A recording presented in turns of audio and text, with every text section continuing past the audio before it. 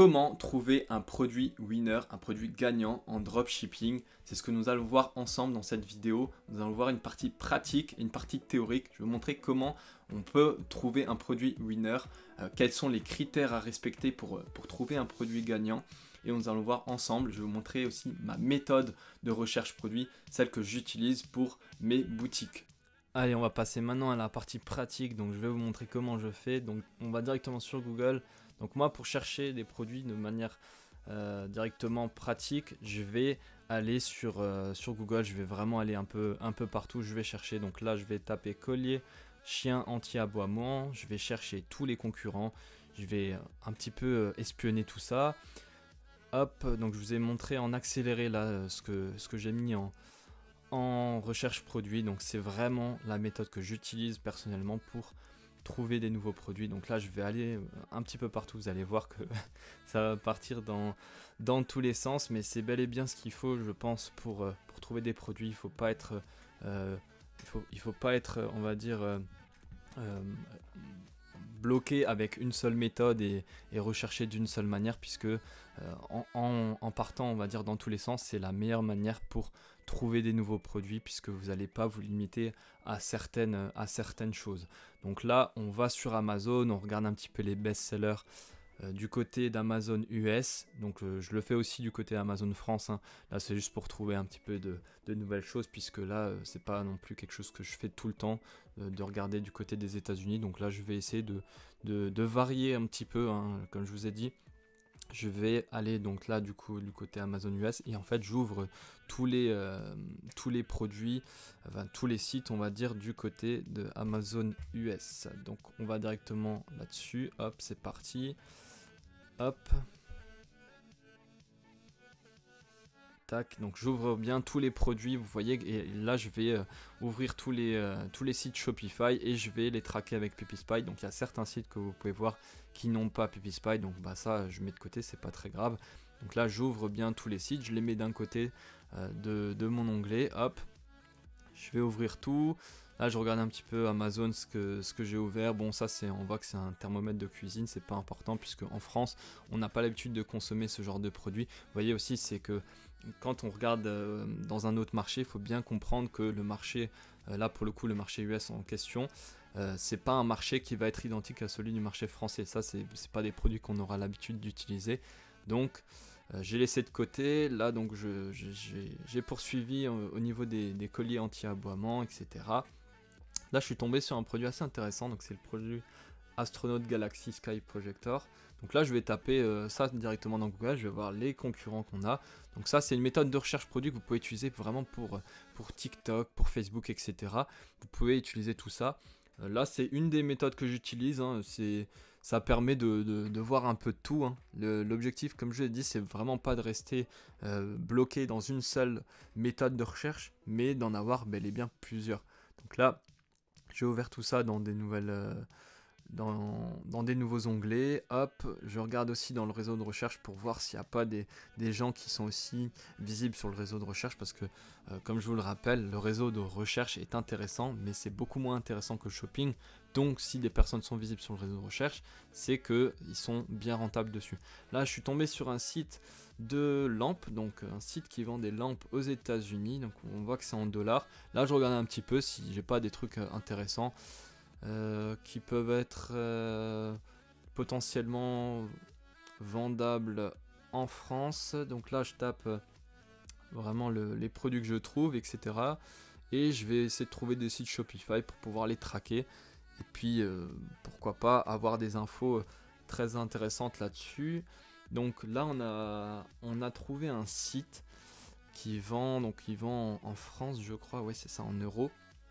Ou il vend aux États-Unis, il utilise un convertisseur, peut-être, je sais pas.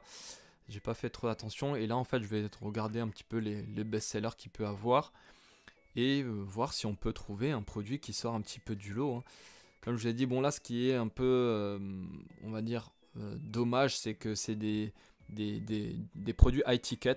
Donc tout ce qui est high ticket, c'est les produits qui sont, on va dire, tout ce qui se vend à plus de 100 euros. Moi, j'appelle ça high ticket. Bon, il y en a qui vont dire que c'est des produits qui coûtent un peu plus de 300-400 euros. Là, pour le coup, moi, je suis parti sur sur des produits là de lampes, donc je vais taper un peu de tout, lampe de chevet, voilà, j'ai eu des idées là-dessus. Et là, je suis tombé sur un site qui vend en France, donc eclipse-boutique.com. Et donc ce site-là, j'ai essayé un petit peu de le suivre. Alors je crois que c'est... Donc ça a l'air d'être un Shopify là comme ça, mais j'ai pas fait trop attention. Et je suis tombé sur un produit qui a l'air intéressant. En plus, il est promis en Google Shopping, c'est qu'il doit pas mal envoyer en termes de coût par clic. Et là je décide de taper le nom de sa boutique et de trouver un petit peu s'il n'y a pas des informations, et je tombe sur leur page Trustpilot.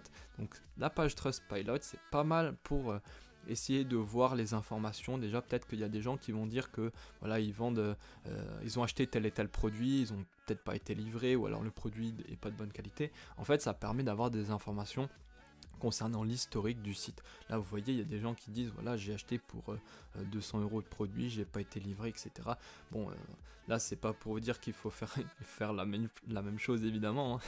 Mais c'est pour vous dire que voilà, en gros on peut avoir des infos sur les produits qui se sont vendus. Donc vous voyez qu'il y a une personne qui a dit qu'elle a acheté pour 500 €. Donc il y a des gens qui achètent quand même pour des paniers assez conséquents, même s'ils ne connaissent pas le site, donc ça permet d'avoir des informations.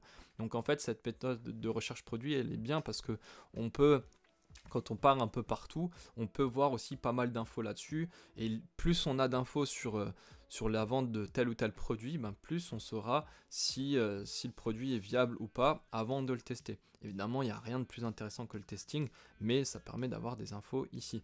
Là, donc, je suis tombé sur un site qui vend des papillons. Alors, comment ça s'appelle exactement? Construction magnétique de papillons. Donc voilà, comme je vous ai dit, je vais un peu partout, et là, je décide de voir les best-sellers et de voir aussi les autres produits que ce site-là vend. Je me dis que ça peut être un site qui fait pas mal d'argent via Google Shopping, donc ça peut être intéressant de le traquer. J'ai regardé donc là un peu sur la page d'accueil, voilà, je suis tombé aussi sur un cube infini lampe, ça peut être pas mal. Bon, je me suis dit je vais regarder un petit peu le volume de recherche, parce que si on regarde le volume de recherche, ça peut vous donner une indication sur le potentiel aussi du produit, notamment sur Google.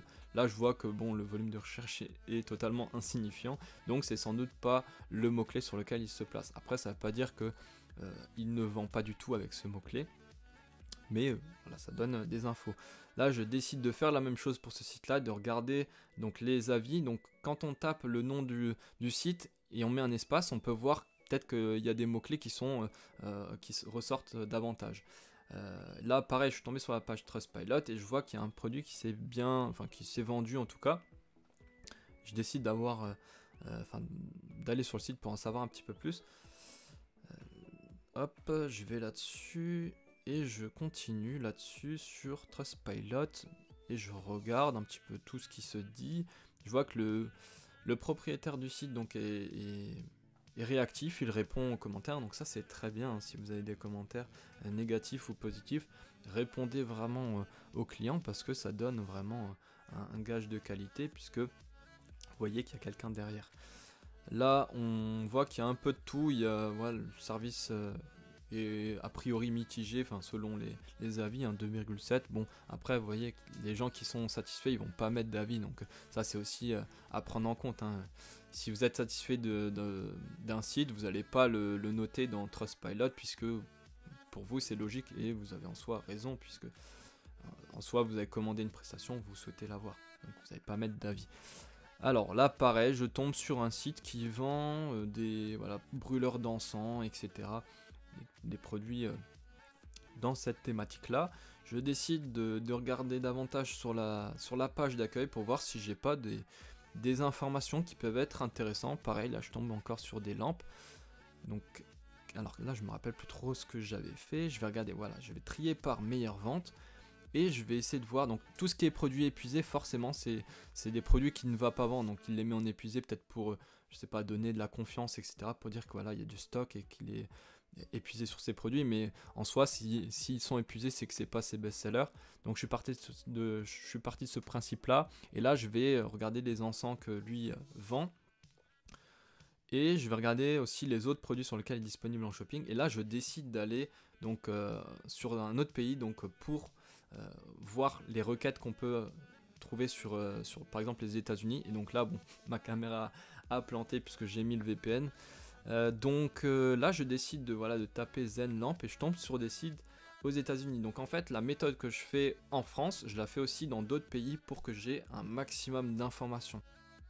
Donc voilà, c'était tout pour cette vidéo concernant la stratégie de recherche de produits gagnants pour 2023. N'hésitez pas à copier-coller la stratégie comme je vous l'ai expliqué. Et donc c'était tout pour cette vidéo. N'hésitez pas à la liker si elle vous a plu, à la commenter si vous avez des questions, si vous avez des sujets que vous voulez que j'aborde en vidéo.